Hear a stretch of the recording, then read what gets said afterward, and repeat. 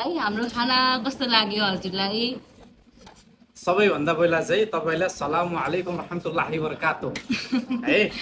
आज आजमान आइरहँदाखेरि भट्टिघर रेस्टुरेन्टमा उहाँहरूको टिकटकहरू देखिरहँदा अथवा फिडब्याकहरू देखिरहँदाखेरि उहाँले नयाँ जोस जाँगर र उत्साह उमङ्गले चाहिँ केही गर्ने जमर्को गर्नुभएको छ र त्यो ठाउँमा चाहिँ हामी पनि जाउँ न त। के छ, उहाँले कसरी सर्भिस दिइरहनु भएको छ, उहाँको फुडहरूको टेस्ट कस्तो छ, साँच्चै नै उहाँले के अरे देखाए जस्तो छ कि छैन भनेर अनेस्टली भन्नुपर्दाखेरि म चेक गर्न मात्रै आएको थिएँ है। खाना पनि खाएँ, दुईपटक थपेर खाएँ।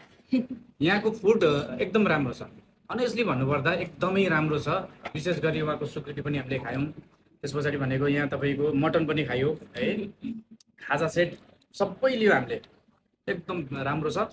तपाईँहरूलाई अग्रिम शुभकामना, यसरी नै सर्भिस राम्रो दिँदै जानु होला होइन। अरू त के भनेर, नेपालीले नेपालीलाई सपोर्ट गर्नुपर्छ, साथ दिनुपर्छ। अब नराम्रो थियो भने नराम्रै भन्थेँ मैले, तर अलिकति के छ भने यो अलिकति गरमलाई चाहिँ अलिकति हटाउनुहोस्। फुडमा कुनै पनि कम्प्लेन छैन, फुड राम्रो छ, एकदमै मिहिनेत गर्नुभएको छ, राम्रो छ। यतिको फुड हो भने तपाईँ साँच्चै नै अगाडि बढ्नुहुन्छ, एकदम कन्टिन्यू हजुर गर्नुहोस्। हजुर, धन्यवाद दाइ, हजुरले हाम्रो लागि यति धेरै टाइम निकालेर आउनुभयो। Thank you so much. हस् हस्। हस् हस्, धन्यवाद।